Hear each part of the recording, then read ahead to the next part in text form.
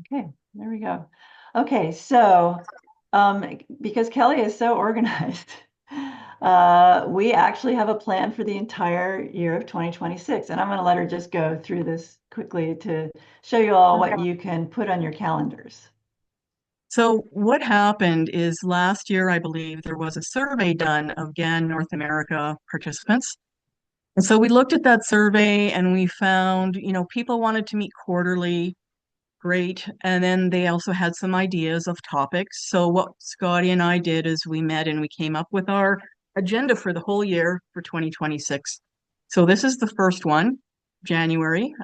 In a bit, we're going to learn about the Global Conference. Then in April, we're going to be talking about agritourism insurance for operators. So we'll have a couple of people speaking about insurance, about what exists and what is needed. And then in July 30th, we're going to be practicing our pitch. We feel that everyone needs to be able to tell their story quickly, whether you're going to farmers markets, you're in networking meetings, or you're just meeting people in general. It's good to practice that. So we thought we would do some small breakouts and just let people meet in small groups and practice their story. That's what we're going to do in July. And then in November, we're going to talk about cluster and food trail development. And then at the end, we're also going to do a survey again and get your input for topic ideas. So that's what our schedule looks like for 2026, but we are open for new ideas or anything that you guys might come to mind during the course of the year. Be happy to hear from you. Cool. Okay, so we're going to start off with a poll and introductions. Please put who you are in the chat so we know who's attending this. Lisa Chase is going to run this poll so we know who's in the room, and we'll be able to follow up with second poll about agritourism work. So please introduce yourselves. Lisa, go for it.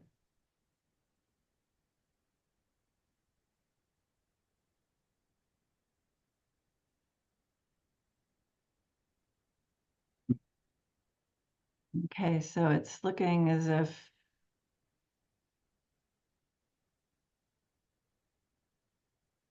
uh, I can't enter this one too because I'm sharing my slides. Sorry, you guys. Add me to the farmer rancher producer group. Okay, so it looks like we've got extension, we've got farmers, we've got nonprofit. We have a little bit of everything. We just don't have any government people. We've got researchers. So we've got it's a pretty even group of who's here. Um, so, okay, cool. We know who Laura's going to be talking to. Do I do something where I stop the sharing, or is that you, Lisa? I can maybe do it. I can't get, oh, here, let me see if I can get rid of that. There we go. I got rid of that. Okay. So let's get going with this. So Kelly and I would like to introduce Laura Patterson. She is the manager for Scottish Agritourism. She joined this group back in 2022. She is now the first full-time employee as of 2024, 2025. Her background is marketing and communications, and she also has a background in crop and land sciences, business support, and membership. So she's perfectly positioned to be taking Scottish agritourism forward. Um, she's going to speak today about this first inaugural Global Agritourism Conference, which is going to be in June, and she's going to give us all the lowdown on what we can expect when we get over there. I want to welcome Laura, who's actually doing this at her dinner time in Scotland. I just wanted to chime in as well. Thank you. I did meet Laura and Caroline in actually first in Italy at the conference there, and then also we went to the Scottish Agritourism Conference in Scotland in 2024 in November. So it was November.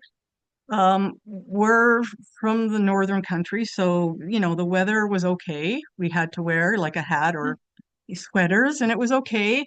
But what really stands out to me is how lovely and how wonderful the people are in Scotland, and just so kind and wanting to share their story and want to tell people about agritourism in their country. So really, really enjoyed it, and super excited that they're hosting this Global Agritourism Conference this June. So weather should be probably a little bit warmer than it was in November.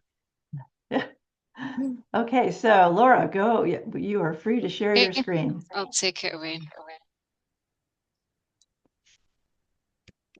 Okay, can everyone see that? I'll start the slideshow. Yeah. Okay, thank you.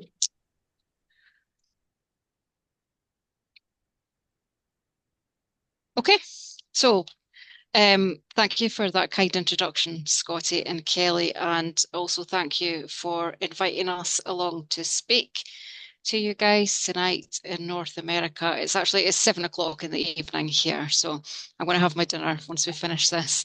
I'll do my best to give you a good rundown of everything that's planned.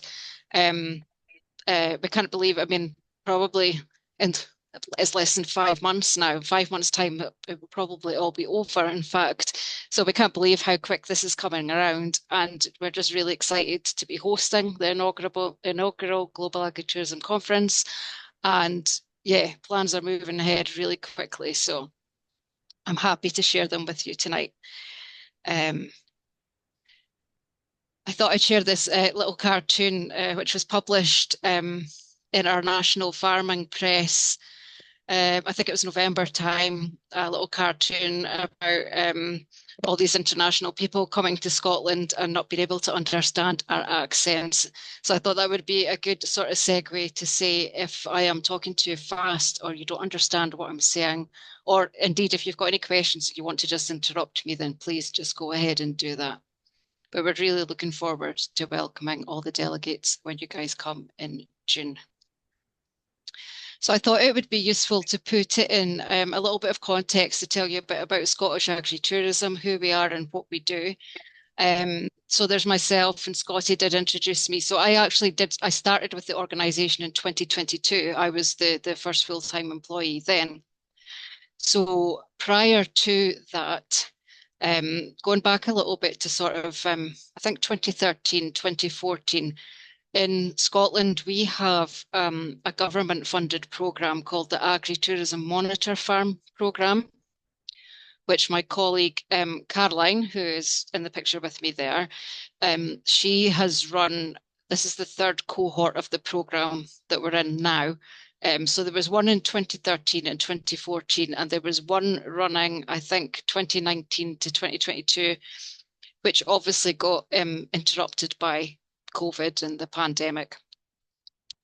And during that time, there was a lot of, agritourism operators in Scotland that woke up the day we went into lockdown. I think it was March 18th, I think, on 2020. And they woke up and they realised that as an agritourism business, they didn't really have any support or anywhere to turn, for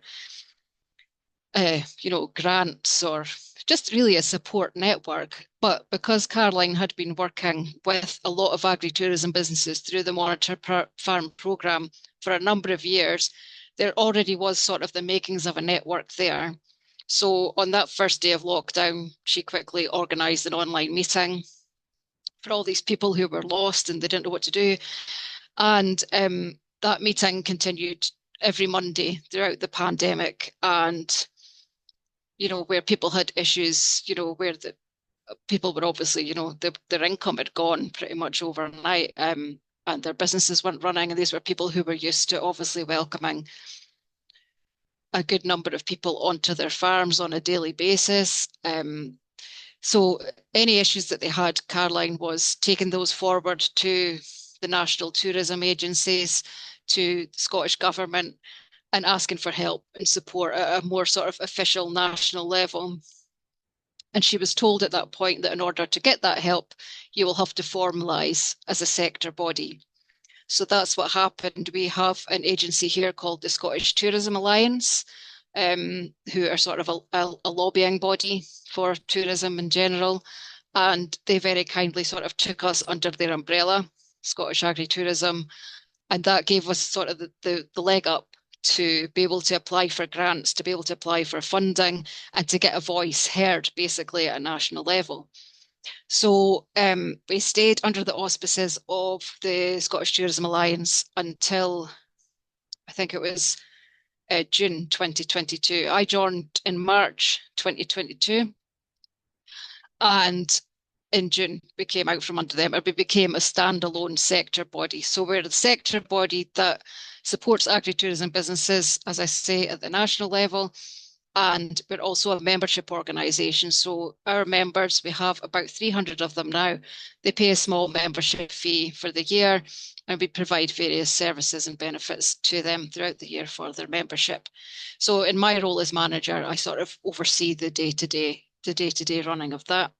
Caroline's role now is sector lead, and she's supported by the Scottish Government to basically lead the sector to take care of things that out with the actual membership organisation, but for the whole sector. So also in 2020, as a result of the amount of lobbying that Caroline had been doing for many years, our political party that's in power now, the Scottish National Party, before the elections in 2022, they had put agritourism as a point in their manifesto as something that they were going to try and grow. So as a result of that, in 2021, there was a national agritourism strategy launched, and we now have a national agritourism strategy board, which Caroline co-chairs with our cabinet secretary for rural affairs, Marie Goujon. And on that strategy board, we have people like Visit Scotland. So that's our national tourism marketing agency. We have our national food and drink agency. We have three, what we call our enterprise agencies. The Crofting Commission that looks after farmers in Scotland that have crofts. And there are several other sort of sector bodies on that, and that is a great avenue for us, for Caroline, to be able to take the issues that are existing in the sector, if there's issues with things like business rates or licenses or things that are upsetting our members or are causing our members sort of not allowing them to grow their businesses, to develop, or things that would help them to grow or develop, then we take them to the strategy board and we can talk to them at a national level about that.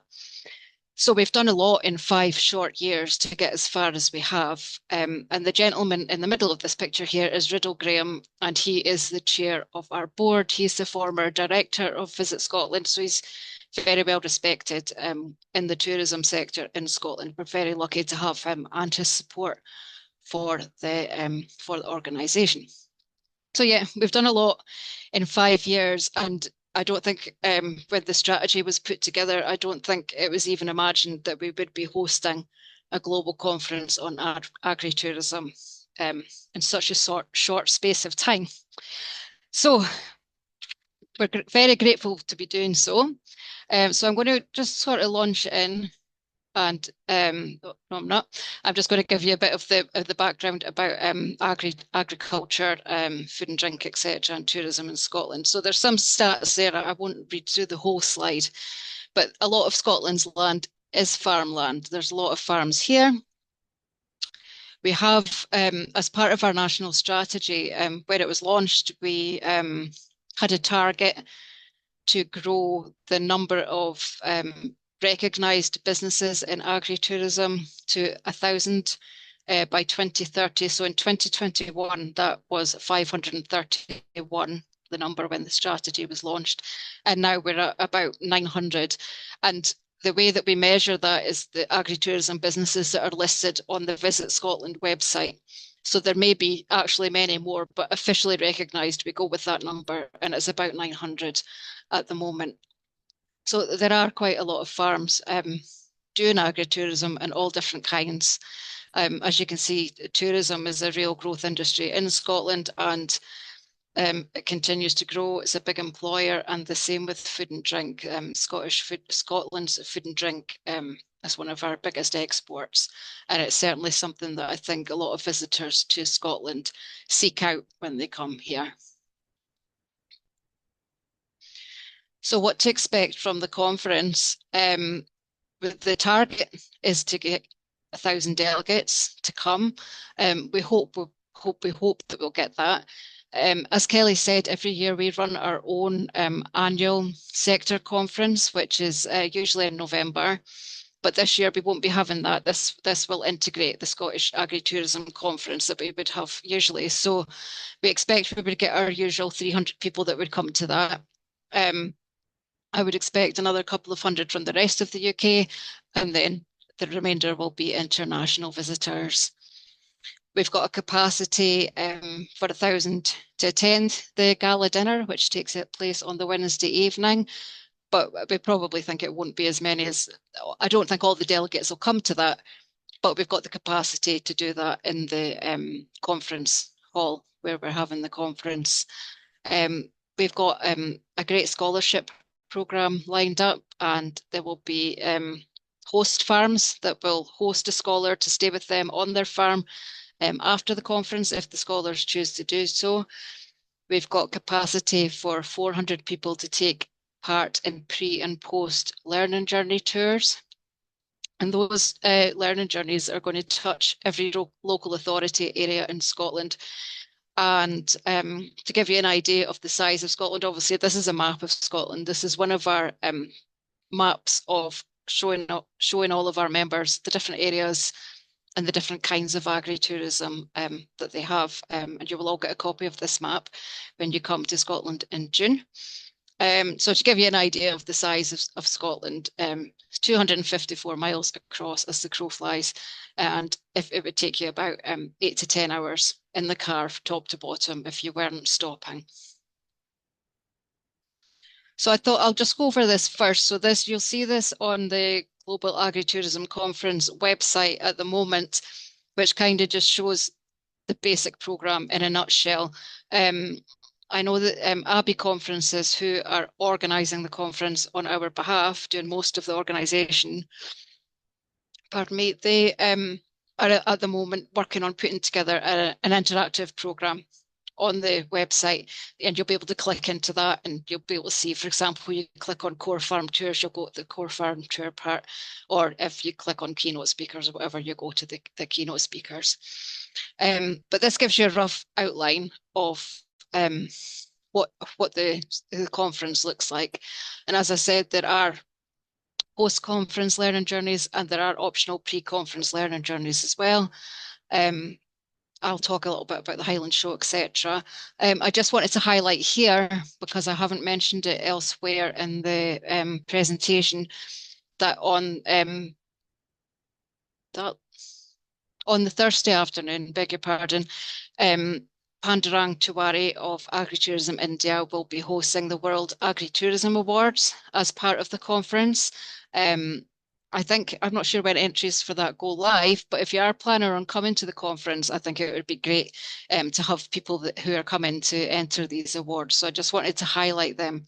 I think they usually launch about May, but maybe actually, I don't know if Lisa can correct me, but actually it runs in my mind that you might be changing the date of World Agritourism Day to match in with the conference. Yes, I believe he is changing the date to coordinate with the conference, but I don't know exactly when applications for awards will be launched, but we'll make sure to send out information to everyone in GAN. So be thinking about yourself and other people you might want to nominate. Pandurang knows how to do a very good award. Oh, he'll put on a show. Yeah, but it's starting now, actually. Is it? You can enter now?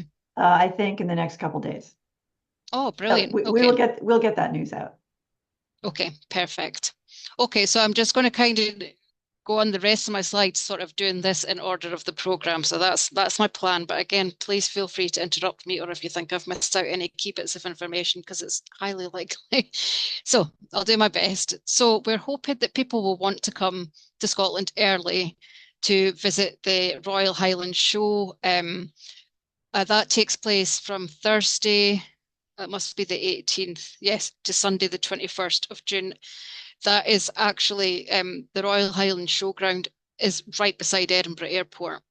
Is literally over the fence. It's a huge a gathering of agriculture and food and drink. It's like if you're a farmer, it's the annual party. Everyone goes to the Highland Show, and nobody nobody comes back safe, you know. It gets about 220,000 attendees from Thursday through to the Sunday. They have massive livestock competitions. There's about 60,000 heads of livestock there at any one time. There'll be 2,500 competitors competing, but as well as the actual livestock show and competitions, there's all sorts of stuff around the fringe of that. You know, there's trade exhibitors, everything from large machinery to, you know, Wellington boots, food and drink, all sorts of lovely things. And it's well worth a visit if you can manage to get to Edinburgh for that before coming to Aberdeen.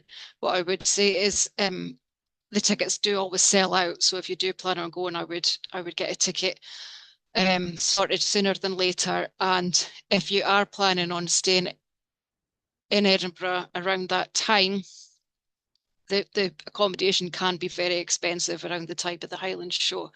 So I would just be aware of that if you're planning to come to that. I think we're hoping on the Sunday, which would be the 21st, to have a reception there, which would be primarily for the scholars that are coming to the conference. And I'm not sure, but I think as well there will be something if there are people that are delegates that are coming to the global conference that are there. We will try and arrange some sort of meetup as well for them. So the Highland Show is the Thursday through to the Sunday. So also on the Sunday, there are 2 pre-conference learning journeys leaving from Edinburgh as well. So Learning Journey 1 and Learning Journey 2. So they leave Edinburgh on the Sunday morning. On the Sunday, you would visit 2 farms each, depending what your preference is. And then both come together for a barbecue at the Hideaway Experience, which is just outside of Dundee. That is actually where Scottish Agri-Tourism is based. So that is my colleague Caroline's farm. And pardon me, the Hideaway Experience is her business. It's luxury lodges for couples. So she is putting on a barbecue for those 2 learning journeys on the Sunday evening. And then they would stay overnight in Dundee, and they would visit 3 more businesses each on the Monday before winding up in Aberdeen that evening. So that would be the Monday before the conference starts.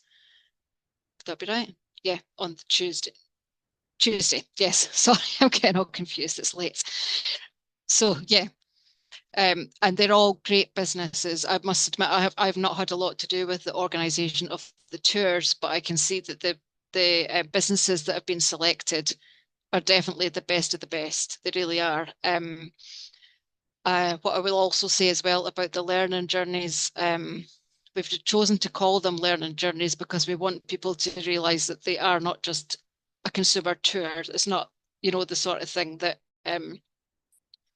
that generally a consumer would pay to go to. It will be behind the scenes with the farmer, talking about, you know, how they started, how they've developed and grown, what their challenges are, what the issues they find, and, you know, a sort of a real shared learning experience where people can, you know, I guess delegates coming from overseas can, you know, share what it's like for them. And, you know, we just want to make it a real knowledge exchange opportunity. So we're really looking forward to them. I'll talk a bit about the 3 post tours as well afterwards, but I have to say, I mean, I know most of them. I've in the pre-tours, I've been to all of those businesses and they're great. And in the post tours, I've been to some of them, but I honestly wouldn't be able to choose if I had to choose one to go on myself. So I hope people really do enjoy them. There's a lot of planning and work going into them. This is just an example. So Learning Journey 2 will visit Balgove Larder in Fife, which is just outside St Andrews, quite a famous town. And they've got this beautiful steak barn there where they sell their own beef and burgers and steaks. They do outdoor markets. They've got a lovely shop, nice cafe and events area. That's a really gorgeous business to visit. And I think Learning Journey 1 on the second day, go to Castleton Farm Shop, which is about maybe 30 minutes south of Aberdeen. So on the way there, they've got a huge soft fruit growing operation there. And again, a beautiful cafe and farm shop to go and visit. So two examples of some really great businesses. Now, what I'm going to, no, I won't, sorry, the core tours. So the first day of the conference is all core tours. So I think there's an option to buy the ticket without the core tours if you don't want to go on any. And then there's an option to buy it with. So there are 6 different tours to choose from. And they are all starting in Aberdeen on the morning of the 23rd, which is the first day of the conference. And they all visit 3 businesses. Yeah, 3 businesses, and they're all sort of within an hour of Aberdeen. So some of them go down to Angus, Glens and Mearns tour, so you'd be going down the way for that. And then down and towards the coast for the coastal tour, funnily enough. And you've got one sort of quite nearby, the Heart of Aberdeenshire tour isn't that far from Aberdeen itself. Some amazing businesses there. And then Moray Speyside, so that's another. So Aberdeen, Aberdeenshire, Moray Speyside and Angus, they're all 4 separate regions. So you can choose, where you want to go there. The coastal Aberdeenshire one, I can see there, you're visiting Marshall's Farm Shop. That's a huge operation. And like many sort of agri-tourism businesses, they started just selling potatoes at the side of the road out of sacks. And now it's massive. They've got a drive-through, they've got a dog park, they've got a kids park, they've got a massive cafe, massive shop, they've got their own butchery. There's all sorts of brilliant businesses on these tours. So I would say if you're interested in doing the core tours, which if you're coming all that way, you probably will be, I would have a good look at the website and choose wisely. This is another part of the core tours, so goats and coats at Lunan Bay Farm. I think you'll be too late for the goats and their coats, but Gillian McEwen here, the farmer, is trying to regenerate Scottish cashmere. So she's breeding cashmere goats, and I think she's actually started a cooperative as well, working with other breeders throughout the country to try and revive the Scottish cashmere sector, because most of it, I believe, comes from abroad. We don't actually have our own cashmere supply chain here. So Gillian has been working hard at that. So you'll get to visit her farm, which I think probably is the most beautiful setting I've ever seen for a farm. It's right on the coast by a beautiful beach it's called Lunan Bay in North Angus. Yeah, that will be a brilliant tour. And also this one will be Duffus Castle Estate, which is into Morayshire, just up north and inland a bit from Aberdeen. So the castle estate, they've got accommodation there, they've got camping, they've got the lovely coffee hut, they do events, and there's lots going on there too. So some really great places for you guys to visit. So after the core tours on the Tuesday, everyone will arrive back to the P&J Live, which is the conference venue, and there will be a Welcome to Scotland civic reception there with some drinks, I believe. And there is to be some Scottish entertainment. There will be a piper to pipe you guys in, and there will be some Highland dancers. So it'll be a little bit of a celebration and a welcome to Scotland, and hopefully a chance for all the delegates to meet for the first time in the same place, which will be good fun. And then following that, there's some free time for the rest of that evening. There are also hotels right beside the P&J. It's a big conference complex, so there are a couple of hotels there. I think there's an accommodation page on the website, so you can have a look on there to book and to see if there are any. I think some of them have got specific rates for this conference, so worth a look there. I'd also put on the website, well, I'd given them to put on the website, members that we have, so accommodation businesses that are within an hour of Aberdeen. Unfortunately, because it's sort of right on the edge of the city, there aren't any that close by. But if you did want to stay at an actual agritourism business, then there are a few choices there. But I know a couple of them are already booked up already. So worth a look, though, if that's what you'd like to do. Okay, so the conference kicks off on the Wednesday morning. So the Wednesday morning and the Thursday afternoon are keynote speakers. And then the Wednesday afternoon and the Thursday morning are breakout sessions. Now, I think at this point, what I might do is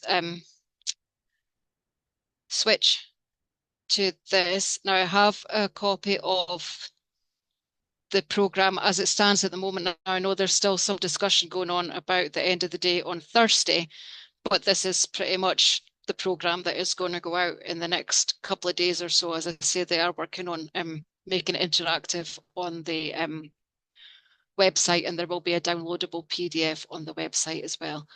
So the day kicks off, early start on Wednesday morning. So don't stay out too late. There are some meetings for the GAN committees on the Wednesday morning, as you can see there, various committees. There will be exhibition stands open from 8:15 and networking opportunities there as well. So we kick off. Laura, we're still looking at your PowerPoint slide. Oh, you're joking. Okay, right. Okay. So I'll stop and then I'll start again. Okay. Somebody's asking, is there a dress code for the gala dinner? So we are inviting people to wear their national dress. We did it, there was a social post went out about that this week. You know, Scotland's can you see it now? Yeah, Scotland's quite renowned for our kilt, so we're inviting people, they can wear their national dress if they want to, or we're offering to hire kilts for people if that's something they'd like to do, if you'd like to try your hand at tartan, whatever. So yeah, it's black tatty fancy clothes. Okay, so the Wednesday morning. There's the committee meetings for GAN, as you can see there. There's exhibition stands, and we kick off at 9:15 for the first session, where there'll be a welcome from Carla, the chair of the Global Agritourism Network, and Friddle, our chair, who I spoke about earlier. Then we move into session 2, and that will be a sort of roundup of facts and figures from around the globe, and there are 5 countries participating in that. You've got Scotland, India, USA, it has here, Australia and Taiwan, and then there'll be a Q&A and panel discussion around that. At the breaks, there will be tea and coffee, of course, and home baking from our Scottish Agritourism members. I've got to say that we always do this at our own conference. The home baking goes down so well. Hopefully you will get to try some gingerbread from the Black Isle berries, and I promise you, if you like gingerbread, it will be the most delicious piece of gingerbread you've ever had. So yeah, tea, coffee, home baking, we will definitely keep you well fed. There is still some finalising to be done for keynotes here, session 3 and 4. That will come shortly, I am sure. And then obviously we have our lunch again, and then we go into the breakout sessions in the afternoon. So it took me a minute to get my head around this. So basically what's happening, session 5 and session 6, there will be 4 sessions running. No, there'll be 2 sessions of 4 running at the same time. Yeah, so that'll be 4 speakers in each, and then you swap for session 6. So basically, the breakout presentations, I can never get my head around this. In total, there are 64 speakers. So each session has 4 speakers, and I don't know, but do you understand what I'm saying? You will get the chance individually to hear 16 different presentations. throughout the breakout sessions of the Wednesday afternoon and Thursday morning. So you will get the opportunity to select them from February in advance of the conference. And I just wrote down here what the topics are. There are sessions on agritourism policy, agritourism data, consumer trends and impacts in agritourism, session on making the pie bigger, as in how does agritourism support more family members working on the farm? How do you make the profits bigger to support that? Agritourism innovation, and agritourism as the sales arm of agriculture. We always talk about it that way, as in, you know, it's giving you an opportunity to talk to consumers, to invite them onto the farm and educate them, essentially. So there are 6 different topics throughout the breakout sessions, which I will not try and explain again, but you can pick those from February. After that, you have some free time. There's the drinks reception and the gala dinner. As I said, the country's delegates are encouraged to dress in their country's national dress. I'm going to come back to the gala dinner once I've gone through this. Seemed like the best way to do it.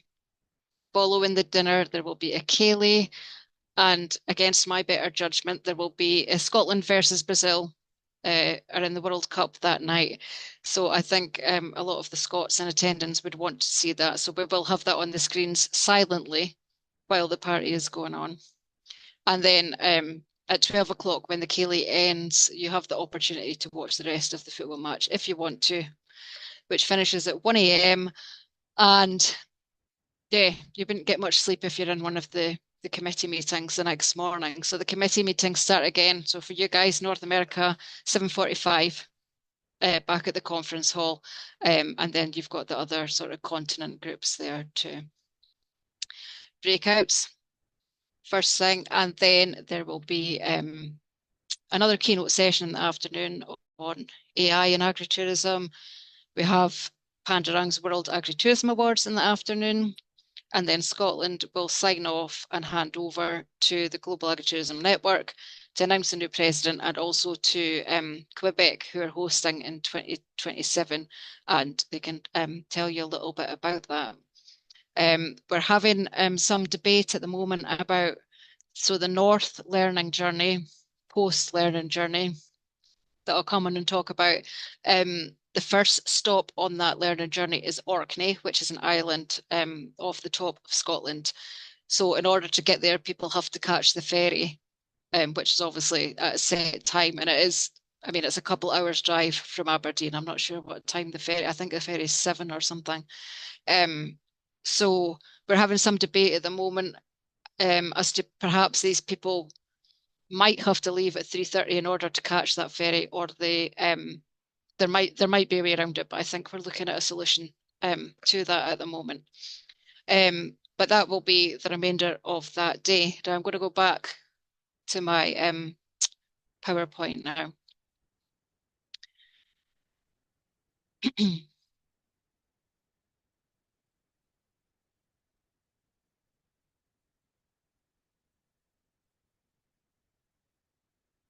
That seem okay? Yeah.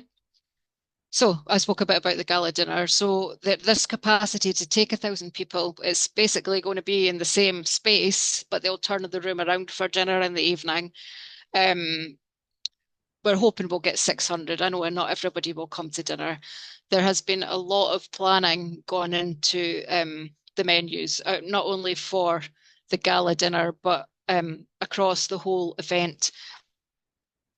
All of the food, where possible, will be from one of our agri-tourism producers, and the chefs at the P&J have been really excited about this because they don't usually work directly with the producers, but there will be in this instance. So there won't be any beige food, as Caroline likes to call it. It's going to be beautiful salads, which is the perfect time of year for salads, fresh berries. I think we're having Scotch beef for the main. And we're having ice cream from one of our members in Aberdeenshire for the dessert. Lunches will be cold cuts from those farms, nice eggs and cheeses and all sorts of lovely things. So I think the food's going to be absolutely excellent. there will be Scottish music and a lively ceilidh. I don't know if you guys had to learn country dancing when you were at school. I had to, and it gives me the fear. So I'm going to sit and clap everybody on to and point out what you need to do. But yeah, there will be a ceilidh after the dinner, and the opportunity, as I said, to watch Scotland and Brazil on the big screen in the World Cup, if that takes your fancy. Yeah, I spoke a bit about the food there. So post-conference, there are 3 more learning journeys. They all leave on the north one has to leave on the Thursday evening, but the other 2 going east and west, they leave on the Friday morning. There are 3 stops on each of the journeys each day, so in total 15 businesses. All the transport, accommodation and meals are included, and these are quite good. It's like a hop on, hop off situation. So you can join for 3 or 4 or 5 days. If you wanted to go for the full thing, fine. But if you only wanted 3 days, you could join it on day 2, or you could go the 3 days and just stop and wherever you finish up. So it's quite good to have that option, I think. And then the north and east journeys will finish in Edinburgh. And then the west one finishes up in Glasgow. There's also an international airport in Glasgow, and it's also quite easy if your flights need you to be at the other airport. That's also quite easy for transport in between the 2 of them. But again, it's the cream of Scotland's agritourism businesses that are participating in these learning journeys, and I think it will be a great opportunity for any of the delegates if they want to stay on and visit more authentic agritourism businesses. Then yeah, it would be a great way to do it. So there is capacity for 50 people on each of the learning journeys. That's me nearly at the end. I feel like I've probably missed some stuff out, so that leaves it open for questions. But in case you're not aware, this is where you should get your tickets from. There is discounted tickets for members of the Global Agritourism Network. So there are 3 options. You can get the full conference ticket with the core tours, you can get it without the core tours, and you can also bring an accompanying guest with you, which I think is standard for most conferences. They don't actually attend the conference, but they get to go to the good bits. And if you're booking for a group, there are group booking discounts. I don't think that can be done through the website. You have to contact Abbey Conferences directly for that, but there's an email address there on the web page. So yeah, we look forward to welcoming you to Scotland. These are some of our lovely friendly members on a bright summer's day in Scotland. No, I'm joking. So somebody did mention the weather actually. I would say in June, I put it this way, every time I go to the Highland Show, I come home with sunburn. So I think usually it's kind of mid-20s. You might get the odd bit of rain, but you're looking at 22, I would say 22, 23, 24 maybe, if we're lucky. So, and yeah, that would be Celsius, right? Yeah, Celsius, sorry, yeah. That'd be a lot different in Fahrenheit, wouldn't it? So yeah, you won't have to pack a hat or anything. You should be all right. So I thank you very much for listening to me ramble. As I say, if there's anything I've missed or anything you'd like to know, you can ask. And if I don't know the answer, then I can certainly find out for you. Thank you. There was one question, right? Yeah, thank you. That's like I'm so excited. I can't wait. There was one question about where the learning journeys for pre-conference are going to be meeting in Edinburgh. Is there a spot yet figured out where in Edinburgh? Oh, I'm not sure about that. No, I don't know. Okay. I don't know.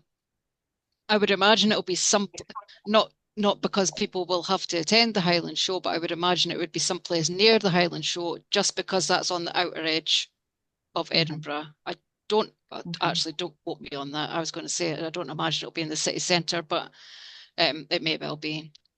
Okay. I saw a question pop up from Chadley there. Definitely, there are sponsorship opportunities if anybody's interested. I wasn't sure if this audience would be, but yes, there are opportunities to sponsor various parts of the conference, and there's also opportunities to have exhibition stands if anybody's interested in that as well.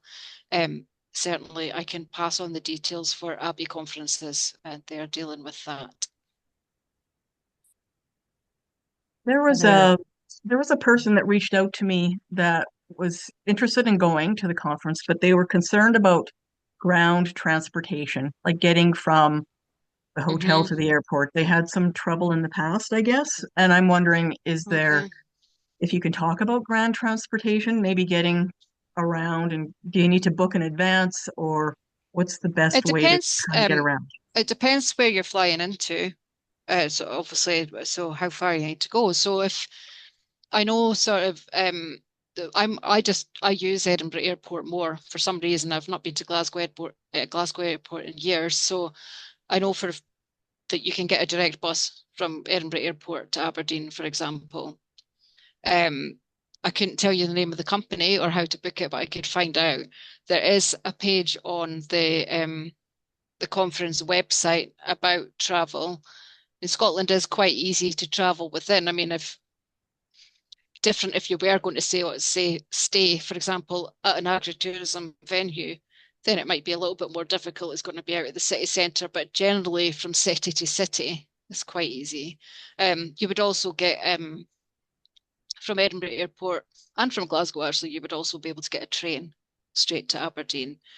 I don't think it would be. I don't think it would be that difficult, but I understand completely. I'm always put off traveling in strange places if you don't know the systems, etc.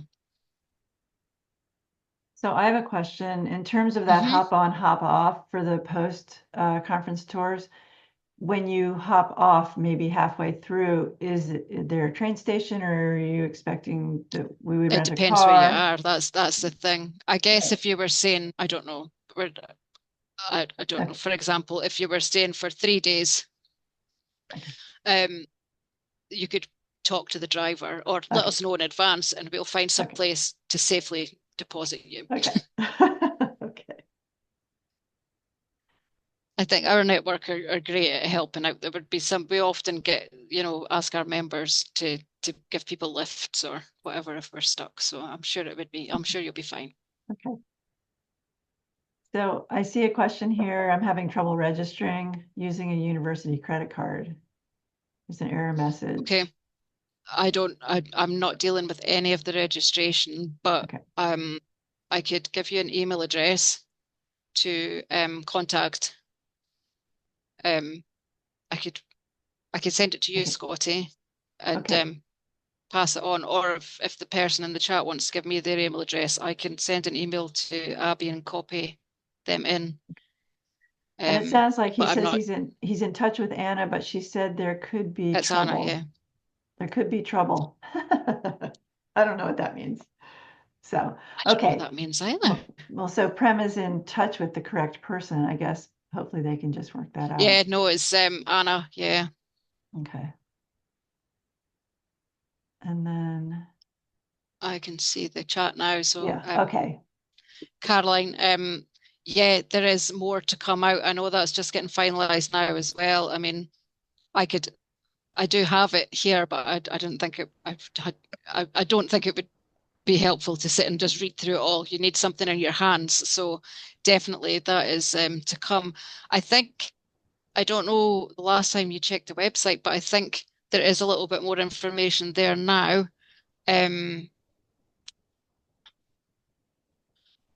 Okay.